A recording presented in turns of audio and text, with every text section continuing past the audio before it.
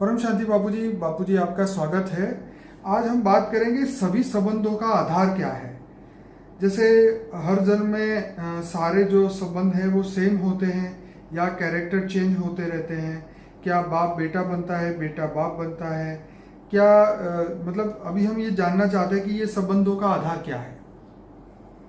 हर कोई मनुष्य के जो संबंध मिलते हैं, चाहे देह और देह के संबंध हो, यार दोस्त हो, जी, व्यापार नौकरी में भी जो कर्म बंधन आता है, जो स्थूल धन कमाने में या निर्धन बनता है, धनी बनता है, वो सभी का कारण अगले जन्मों के संचित कर्मों का कारण। ठीक है। अगले जन्मों में जो संचित कर्म लेकर उसका सूक्ष्म शरीर के साथ कारण शरीर में संचित कर्म रिकॉर्ड होता है। आत्मा का कारण शरीर के साथ सूक्ष्म शरीर उसके साथ होता है, और वो सूक्ष्म शरीर के साथ वो गर्भ में प्रवेश करके वो बॉर्न होता है। तो अगले कई जन्मों का संचित कर्मों का कारण उसके साथ रिकॉर्ड होता है कारण शरीर में, और उसके कारण उसको देह और देह के संबंध में, जैसे पति पत्नी, भाई बहन, माता पिता, दादा दादी, नाना नानी, मित्र, यार दोस्त सब मिलते हैं वो, क्योंकि कर्मों के कारण शरीर में रिकॉर्ड होता है। इसलिए अति सूक्ष्म ये माइक्रोवेव रिलेशन में ये काम करता है। ये साधारण बात नहीं है। फिर हर जन्म में जैसे बताया कि क्योंकि कर्म बंधन कैसे आता है कि जैसे एक जन्म में जो बेटा बना है उसने अपने बाप से बहुत बड़ी प्रॉपर्टी ली, ठीक है, तो उसको कर्म बंधन के कारण उसको देनी पड़ेगी ना। तो दूसरे जन्म में वो बाप बनेगा और वो लेने के लिए बेटा बनेगा, और उसको जन्म में वो बेटे वो प्रॉपर्टी देगा, चक्रवृद्धि ब्याज के साथ देगा। कई बार बापूजी ऐसा हमने समाज में एग्जाम्पल देखा है कि बाप जो है वो देवा देके जाता है सिर पे, हाँ, तो कर्जा देके जाता है। हाँ, कर्जा मिलता तो है, बच्चे को फिर उसको देना पड़ता है, अपने बाप का कर्जा देना। बाप का कर्जा साकार में बच्चे को देना पड़ता है, ये भी कर्म बंधन है। अगले जन्म में वो बच्चा ने उसका जब कोई ना कोई कर्जा लिया होगा, कोई ना कोई कर्म बंधन लिया होगा, तो उसको चुकाना तो पड़ेगा ना। चुकाने के लिए वो कर्म बंधन आए। कोई भी संबंधों में हो सकता है, ऐसा कोई कारण नहीं है। हाँ, उसमें कोई यार दोस्त को पैसा दिया हो न दिया हो, वापस तो इस जन्म में उसको बाप बन के आया हो। आजकल सबसे बड़ा सबका क्वेश्चन यही होता है, किसी को दो तो वो वापस नहीं करता, फिर बंदा रोने लगता है कि अब संबंध भी खराब हो गए और पैसे भी गए। तो ये होता है कि अगले जन्मों के कारण वो उसको दिया नहीं होगा, ले गया, इस जन्म में ले गया, तो फिर शांति कैसे मिले? तो शांति उसको बोलो कि वो अगले जन्म का हिसाब किताब चुकती हो गया, मन को शांति करते हो, और क्या है। बाकी मिलने वाला नहीं है, उसको मिलने वाला ही नहीं, क्या करोगे, ऐसे बहुत रिलेशन है। पर बापूजी यहाँ एक क्वेश्चन बहुत इंटेलिजेंट वाला यहाँ ये निकल के आता है कि जब इंसान जो है पहले पैसे दे देता है और उसके बाद वो वापस नहीं देता है, तब बाद में वो सोचेगा, देने के बाद में वो सोचेगा कि अब नहीं आएगा तो इसका मतलब ये कि मेरा पिछले जन्म का था, या देने के समय पे वो सोच के ही रखेगा कि हाँ ये पिछले जन्म का था, वापस आए तो भी ठीक, ना आए तो भी ठीक। तो इंसान को देने के टाइम पे सोच लेना चाहिए या वापस लेने के टाइम सोचना चाहिए? देखो, जो थियरी ऑफ कर्म जानता है, हाँ, थियरी ऑफ कर्म पर हमारी एक बड़ी वीडियो है, बहुत बड़ी वीडियो है। अगर वो सुनेगा तो उसको सब समझ में आ जाएगा। ज्ञानी पुरुष शोक नहीं कर सकता। हाँ, ठीक है। ज्ञानी पुरुष शोक नहीं करेगा। कोई बात नहीं, ले गया तो ले गया, ऐसा करेगा, सोचेगा, कोई बात नहीं। अगले जन्म में मांगता होगा, मैंने उससे लिया होगा तो ले गया इस जन्म में, उसे करके मन को सांत्वना देता है, मन को टेंशन नहीं करता, मन का बीपी नहीं बढ़ाता। उसका मन पर टेंशन लाएगा तो सूक्ष्म शरीर डिस्चार्ज होगा, स्थूल शरीर डिस्चार्ज हो जाएगा। तो उसको वो जानता है ज्ञानी पुरुष।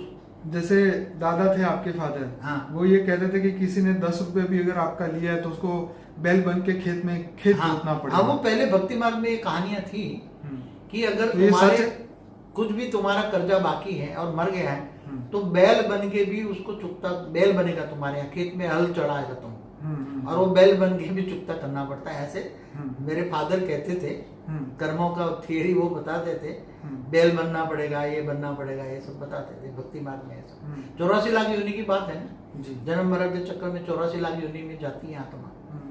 तो ये सब बातें तो इस जन्म में अगर कोई व्यक्ति ने कर्जा लिया है, उसको देना है, अगर वो देना नहीं चाहता तो ये बोल देगा कि ये तो भाई मैंने पिछले जन्म में तुम्हें दिया था इसलिए मैंने वापस ले लिया।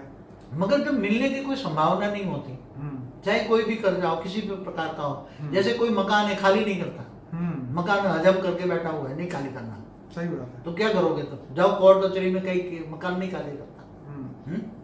तो उसका क्या हुआ? क्या कर सकते हो तुम?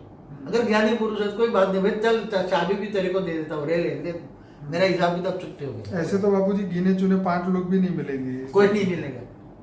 अगर जैसे पति पत्नी के संबंध या माँ बाप के संबंध में नहीं होता, माँ बाप बच्चों को ये दे देते हैं, वो मकान की चाबी दे देते हैं। पहले खुशहाली में शादी करते हैं तो बच्चों की बहू के हाथ में शादी की घर की चाबी दे देती है सास। फिर वो मालिक बन जाती है, तो वो माँ बाप को बेचारे बुढ़ों को फिर वृद्धाश्रम भेज देते हैं ना। तो किसके कारण हुआ वृद्धाश्रम? किसके कारण बने? तो कर्मों के कारण बने ना। तो आजकल जो वो तो पर बापूजी आज जो वृद्धाश्रम अपने माँ बाप को भेजते हैं तो उसको भी तैयारी रखनी पड़ेगी कि उसको बताया मुझे भी जाना पड़ेगा। हाँ वो तो जाना तो पड़ेगा। उसके बच्चे भी देख रहे हैं ना कि मेरे दादा दादी को उसने वृद्धाश्रम रखा है, तो मैं बड़ा हो जाऊंगा तो उसको भी रख दूंगा। उसको भी रास्ता वही जाना पड़ेगा ना। तो बाबूजी आज जो सभी संबंध बिगड़ रहे हैं उसका मूल कारण क्या है? कि देखो उसका मूल कारण क्या है, बहुत बड़ा एक क्वेश्चन है, समझाना बहुत बड़ा मुश्किल है। ये इतना बड़ा गहरा है ना, उसके अंदर ज्ञान सागर में डूबना पड़ेगा। ठीक है। एक तो थियरी ऑफ कर्म, कई जन्म अनेकों जन्मों की थियरी ऑफ कर्म को तुम्हें मिक्सअप करनी पड़ेगी। जैसे आप कहते हैं कि 198 करोड़ साल से मनुष्य धरती पे है, वो तो पहले परात में भी था ना। ओके। पहले परात में ब्रह्मांड के पहले परत घूम गए, ये दूसरा परात तो चालू हुआ ना 198 करोड़ तक दूसरा परात। तो पहले 198 करोड़ की जो हिस्ट्री थी वो तो इंसान नहीं, आत्मा तो जानती ही नहीं है। इस जन्म की भी पता नहीं कितने बीत गया। मगर हमारे धरती पर दूर दूर से गैलेक्सियों से यूनिवर्स से आए हैं, दूसरे धर्म पिता आए हैं, धर्म गुरु आए हैं। वो कहीं से भी आए हो, लेकिन कर्म बंधन तो आत्मा के साथ ही आए होंगे ना, उस गैलेक्सी के भी तो आए ही होंगे। मगर सभी तो थियरी ऑफ कर्म नहीं मानते ना। वो नास्तिक है। मैं बताऊं यूरोप में 80% नास्तिक है, क्रिश्चियन चर्च वाले। वो पर कर्म बंधन पीछा थोड़ी छोड़ेगा। हाँ? सत्य को कोई नहीं जानता इसका मतलब ये थोड़ी कि सत्य नहीं है, सत्य तो सत्य ही रहने। मगर जो सत्य है, सत्य नहीं परम सत्य है। हर आत्मा कर्म बंधन में आती है, वो तो परम सत्य है। चाहे तुम यूनिवर्स के मालिक हो और यहाँ आ गए हो फंस गए हो, चाहे ग्रेट यूनिवर्स से आए हो और फंस गए हो। जैसे 33 कोटि देवी देवता जो हमारे 198 करोड़ साल पहले आदि सनातन देवी देवता वो G2 से आए थे, ग्रेट ग्रेट यूनिवर्स से आए थे, मगर यहाँ के मनुष्य बन गए। बेहद की आत्मा भी फंस गई है यहाँ। वो बेहद के विश्व की मालिक बनने वाली ऐसी आत्मा है। बेहद की कला के ब्रह्मांड के मालिक हैं, बेहद की कला के ब्रह्मांड के। तो ऐसी आत्माएं मनुष्य बन जाती हैं। तो ये थियरी ऑफ कर्म ये सब बहुत समझना गहरा सब्जेक्ट है। मुझे तो बाबूजी अब ये बताओ कि चलो सभी संबंध तो खराब हो गए, लेकिन अभी सभी संबंधों को उसमें से सुख की प्राप्ति कैसे हो सके? या वो संबंध वापिस रिस्टोर कैसे हो जाए, या अपने जाते जाते सबको माफ करके जाए ताकि फिर से कर्म बंधन में ना आए? ऐसी कोई विधि बताओ ताकि जब इंसान धरती से मनुष्य शरीर छोड़े तो ये सब चक्रों से बाहर निकल के जाए। देखो सभी संबंधों को सुधारना है, सभी संबंधों को अच्छा बनाना है और सर्व संबंध का सुख लेना है मनुष्य अवतार में। तो उसको ये पहले आत्मज्ञान होना जरूरी है। ठीक है। फिर थियरी ऑफ कर्म तो जानता है, आत्म स्वरूप बने और उसकी आत्मा में सोचे कि कारण क्या है, गड़बड़ कहाँ है। गड़बड़ तो आत्मा में पावर लॉस है ना। दुख देने की आदत कहाँ से पड़ गई है? वो आत्मा में आत्मा तमो प्रधान बन गई ना। कोई भी आत्मा तमो प्रधान बन गई ना। आत्मा तमो प्रधान बन गई, आत्मा में पावर लॉस है ना। तो वो आत्मा में पावर कहाँ से आएगा? आत्मा में चाहिए परम प्रकाश। ये प्रकाश नहीं, सूर्य की रोशनी नहीं चलेगी, उसके चाहिए परम प्रकाश। अब वो परम प्रकाश देने वाला कौन है? वो तो एक ऑलमाइटी अथॉरिटी है। तो जब वो परम प्रकाश देगा, ऑलमाइटी अथॉरिटी को तुम निराकारी अवस्था में, निराकारी रूप, उनके कई रूप है, निराकारी रूप जो ऊंचे उन परम धाम में तुम ज्ञान से जानोगे। सूर्य समान वो रोशनी है उसकी, वो रोशनी को तुम याद करोगे। वो तुम्हारा ग्रेट ग्रेट ग्रैंड फादर भी है ऑलमाइटी अथॉरिटी, उसको तुम याद करोगे। उस परम धाम में आत्मस्वरूप बनकर उस परमात्मा को याद करोगे, ऑलमाइटी को याद करोगे, तो वो परम प्रकाश तुम्हारी आत्मा में आएगा। और वो आत्मा में जब परम प्रकाश आएगा तो आत्मा में जो रिकॉर्ड है और आत्मा के कर्मों के कारण शरीर ने सारे विक्रम रिकॉर्ड पड़ा है। तो आत्मा में पावर आते ही कारण शरीर में पावर आएगा। और कारण शरीर में जो रिकॉर्ड पड़ा हुआ है, जो नेगेटिव रिकॉर्ड है कर्मों में, जो कर्म बंधन, जो मनुष्य आत्मा का जो रिकॉर्ड पड़ा है, वो सारा परम लाइट आने से, परम प्रकाश आने से वो सारे विक्रम विनाश भस्म हो जाएंगे। क्या हो जाएंगे? भस्म हो जाएंगे, वो डिलीट हो जाएंगे। क्या कहते हैं आजकल? डिलीट हो जाएंगे। डिलीट वो परम प्रकाश है। ओके। और कारण शरीर में जो भी कचरा पड़ा हुआ है नेगेटिव कर्म बंधन अनेकों जन्मों का, वो चाहे खरबों साल का है, वो डिलीट हो जाए। बाबूजी ये आप पक्की बात बताइए, क्या ये पॉसिबल है? हाँ पॉसिबल है। आपने देखो गीता मतलब में बोला है कर्म योगी बनो, क्या शास्त्र बोला है? में आपके पास कोई ऐसा एग्जाम्पल है जो आपने कभी पढ़ा है या जिसके अंदर ये बात जो आप बोली है वो प्रूफ हो रही हो? देखो हम्म, गीता सर्वशास्त्र शिरोमणि, हम्म, सारे शास्त्र ऋषि मुनियों ने अलग अलग लिखे हैं, ठीक है, मगर गीता है कृष्ण ने जो लिखी, कृष्ण ऑलमाइटी ऑथोरिटी का अवतार है। ठीक है। हाँ, और जो गीता ज्ञान दिया उसमें थियोरी ऑफ कर्म भी लिखा है। 100%। बोला है ना कर्मण्येवाधिकारस्ते मा फलेषु कदाचन, जी सच बोला है ना। सच। फिर कर्मयोगी जीवन बोला है, जी गृहस्थ जीवन उच्च जीवन है, बोला हुआ है ना। यही बोला है।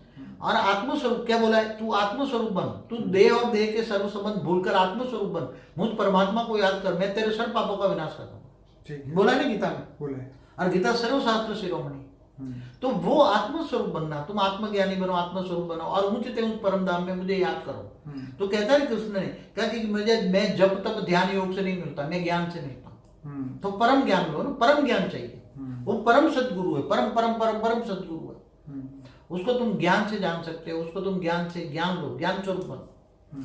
तो ज्ञान से तुम आत्मस्वरूप बनोगे, आत्मस्वरूप बनोगे तो पावर आएगी, पावर आएगी तो ओरा आएगा, ओरा आएगा तो और साथ में परम शांति बोलो। परम शांति का एक मंत्र हमने निकाला है, परम शांति सोचो बोलो, परम शांति मिल जाएगी। और बाबूजी मैं ये मानता हूँ कि इंसान को जो है सभी रिश्तों में से तो कभी सुख नहीं मिल सकता, क्योंकि उसके पीछे भी उसके कर्म बंधन ही। मगर जब कर्म बंधन ही तुम्हारे कारण शरीर में से डिलेट हो गए तो कहाँ से रहेगा तुम्हारा? हाँ, फिर तो पूरा का पूरा कारण शरीर, सूक्ष्म शरीर, स्थूल शरीर से भी धीरे धीरे निकल तो क्या जाएगा। ऐसा हो सकता है कि फिर उसके बाद जब ये हमारा कारण से चार्ज हो जाए, उसके बाद हर संबंध हमें सुख देना शुरू कर दे? ये पॉसिबल है? देखो थियरी और प्रोसेस में समझा रहा हूँ, इसकी प्रोसेस। आत्मा में पावर आई ना, आई, आत्मा में तमो प्रधान बनी ठीक थी, है। लोहे जैसी आत्मा थी, ठीक है। अब धीरे धीरे आत्मा में पावर आई। तो आत्मा में पावर आई तो कारण शरीर में, सूक्ष्म शरीर, स्थूल शरीर में और ओरा में परम तत्व आए ना, क्या बना? बॉडी भी धीरे धीरे धीरे हल्की बन जाएगी। ठीक है। आत्मा हल्की बनी तो बॉडी हल्की बनेगी ना। आत्मा भारी है तो शरीर भारे है। आत्मा में पावर आने से, आत्मस्वरूप का अनुभव करने से थोड़ा तुम्हारा ओरा में इतनी पावर आएगी, तुम्हारी आत्मा और साथ में परम शांति के वाइब्रेशन फैलाओ, परम शांति है, परम शांति है, परम शांति है, और बेहद की परम शांति सोचोगे बोलोगे तो बेहद की परम शांति हो जाएगी। तो तुम्हारा वायुमंडल में, ओरा में परम शांति के वाइब्रेशन जाएंगे। तो जितने भी तुम्हें याद करते हैं, चाहे दुश्मन भी तुम्हें याद करता है तो तुम्हारे वो याद करेगा, तो तुम्हारा ओरा में, तुम्हारा उसका संकल्प तुम्हारे ओरा में आएगा ना। पहले तो जी तुम्हें कोई याद कर रहा है, दुश्मन भी, तो उसका संकल्प तुम्हारे ओरा में आएगा ना पहले। तो ओरा में तो परम शांति भरी है, तो एक्शन का रिएक्शन होकर वो संकल्प परम शांति लेकर वो दुश्मन के पास जाएगा जी। हाँ, तो दुश्मन को क्या मिलेगी? परम शांति मिलेगी ना। तो जो भी तुम्हें याद करता है, परम शांति के आत्मस्वरूप बनकर परम शांति के वाइब्रेशन फैलाने से कोई भी चारों ओर ओरा फैल जाए, घर में परम शांति हो जाएगी, घर में रहने वालों का भी कारण शरीर चार्ज होने लग जाएगा जी। क्योंकि परम शांति के साथ तो उसके अंदर परम तत्व जाएंगे, परम आकाश जाएगा, परम वायु जाएगा, परम अग्नि जाएगा, और देह के संबंधों को भी तुम्हारा लाभ मिलेगा। तुम जिसको याद करोगे उसके साथ परम शांति के साथ परम तत्व भी जाएंगे और उसको भी फायदा होगा, वो भी परम शांति का धीरे धीरे एक संकल्प, दो संकल्प याद करेगा जी। और धीरे धीरे तुम्हारे भी लक्षण अच्छे बन जाएंगे, तुम्हारे संस्कार परिवर्तन हो जाएंगे राइट। और संस्कार परिवर्तन हो गए, तुम आत्मा का आदि अनादि स्वरूप को याद करोगे, तुम कहाँ से आए हो, कहाँ से आए हो, और सब इतना मैंने कई वीडियो में बनाया, तुम यूनिवर्स से आए हो, मल्टीवर्स से आए हो, कहाँ से आए हो जी। सारा नॉलेज ज्ञान स्वरूप बन जाओगे। क्या बनोगे तुम? ज्ञान स्वरूप। आत्मस्वरूप होने से ज्ञान स्वरूप बन जाओगे, आत्मा में त्रिकाल ज्ञानी बन जाओगे। क्या बनोगे? त्रिकाल। आठवां चक्र खुला हो गया तो क्या बना? दिव्य दृष्टि आ गई, और दिव्य दृष्टि आने से तुम सबको देख पाओगे, सबको माफ करोगे, सबको पावर दोगे, सबको परम सुख दोगे, परम शांति का अनुभव कराओगे, तुम खुद परम शांति में रहोगे, परम शांति का अनुभव सबको कराओगे, और सबको परम सुख का, दुनिया को तुम बदल सकते। ऐसी आत्मा तो एक आत्मा भी दुनिया को बदल सकती। परम शांति का वाइब्रेशन फैलाए तो वायुमंडल में परम शांति फैल जाए तो आप चारों ओर फैलती जाएगी।